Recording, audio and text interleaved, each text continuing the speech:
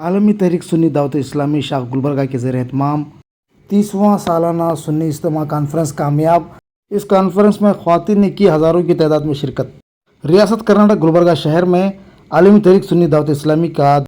30واں سالانہ 2 روزہ سنی اجتماع کا آغاز 3 فروری بروز ہفتہ 1 بجے نماز ظہر کی ادائیگی کے بعد خواتین کے لیے وادی بندہ نواز روبرو حضرت پیر بنگلی درگاہ رنگ روڈ میں منعقد ہوا۔ اس موقع پر قاری رضوان صاحب نے تلاوت قرآن مجید اور مولانا محمد علی نجمی صاحب نے ترجمہ قرآن کنز الایمان شریف کی برکتوں کے آغاز کے ساتھ کانفرنس کا آغاز کیا اور ممبئی سے تشریف لائے ہوئے محترم موسیٰ بھائی مبلغ ٹیم SDI نے نظامت کے فرائض انجام دیتے ہوئے قصیدہ بردہ شریف پیش کیا۔ خطبہ استقبال کی حیثیت سے علی جناب محمد خالد رضوی صاحب رکن مجلس شورا سنی دعوت اسلامی ممبئی نے خواتین کی زندگی کے اصلاحی پہلو اور عورتوں پر ان کے شوہروں کے مختلف حقوق پر نہایت مفید خطاب فرمایا۔ اس موقع پر فخر صحافت حضرت علامہ مبارک حسین مصباحی صاحب قبلہ مدیر ماہنامہ اشرفیہ مبارک پور نے اپنے خطاب میں فرمایا کہ مذہب اسلام نے عورتوں کو معاشرے میں عزت اور وقار سے نوازا ہے۔ مسلم قوم کی جو بیٹیاں ارتدار کی شکار ہو کر غیر مسلموں سے نکاح کر رہی ہیں، انہیں نصیحت کرتے ہوئے بتایا کہ اسلام ایسا پاکیزہ برحق دین ہے کہ پوری دنیا میں لاکھوں کی تعداد میں لوگ اسلام کے دامن سے وابستہ ہو رہے ہیں۔ اور حضرت علامہ مفتی محمد نظام الدین رضوی مصباحی صاحب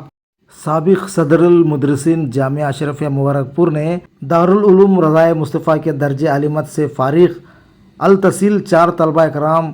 مولانا غلام دستگیر نوری، مولانا محمد محبوب، مولانا رضوان علی نامدار، مولانا اجمیر احمد اور ان کے علاوہ مدرسہ فیض مصطفیٰ البنات سے فارغ شدہ 7 عالمات کو ختم بخاری شریف کراتے ہوئے درس حدیث کی اجازت سے بھی نوازا گیا۔ اور بعد نماز عصر بلبل باغ مدینہ الحاج قاری محمد رضوان خان صاحب نائب امیر سنی دعوت اسلامی ممبئی نے نعت نبی صلی اللہ علیہ وسلم گنگنایا اور اس کے بعد دینی و شرعی مسائل کے سوال و جواب کا سیشن قائم ہوا، جس میں مفتی محمد نظام الدین صاحب نے حالات کے پیش نظر مختلف اور اہم سوالات کی اطمینان بخش جوابات عنایت فرمایا۔ جہیز کے بارے میں پوچھے گئے ایک سوال کے جواب میں مفتی صاحب قبلہ نے فرمایا کہ جہیز کی رقم نہ نذرانہ ہے، نہ ہدیہ ہے، نہ صدقہ ہے، بلکہ یہ رقم رشوت ہے جو سراسر ناجائز حرام ہے۔ مزید فرمایا کہ معاشرے میں جہیز کے فروغ کی ایک اہم وجہ بہن بیٹیوں کو وراثت سے محروم کرنا ہے اور وراثت سے محروم کرنا حدیث پاک میں قیامت کی علامت قرار دیا گیا ہے۔ اور مزید فرمایا کہ صدقہ بلائیوں کو ٹالتا ہے، مگر شرط یہ ہے کہ پہلے گناہوں سے سچی پکی توبہ کر کے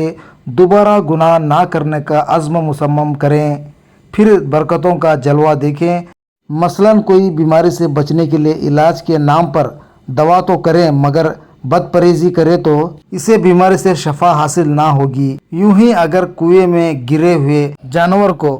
باہر نکالے بغیر اگر پورا کنواں خالی کر دے تو بھی کنواں پاک نہیں ہو سکتا۔ اور اس دوران نماز مغرب سے فارغ ہونے کے بعد حضرت مولانا محمد جاوید اختر مصباحی صاحب مدرس و ناظم اعلیٰ دارالعلوم رضائے مصطفیٰ گلبرگہ نے مذہب اسلام کی روشنی میں زندگی گزارنے کا مقصد عنوان پر انتہائی اصلاحی اور سنجیدہ گفتگو فرمائی۔ اجتماع کے مہمان خطیب لاکھوں فرزندان اسلام کے دلوں کے دھڑکن آل رسول شہزادے غوث اعظم علامہ سید امین القادری صاحب قبلہ نگران سنی دعوت اسلامی مالیگاؤں نے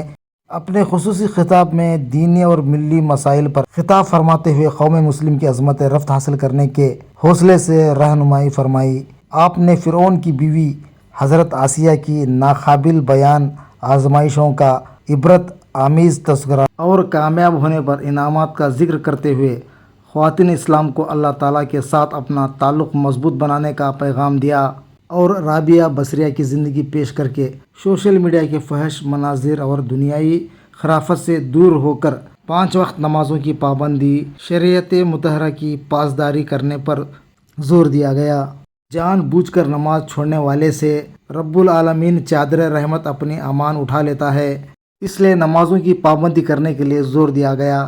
آخر میں اجتماعی ذکر کی محفل و خصوصی دعاؤں اور صلاۃ و سلام کی صداؤں کے ساتھ 2 روزہ سالانہ سنی اجتماع کے پہلے دن کا اختتام ہوا۔ بیورو رپورٹ، آپ کی آواز۔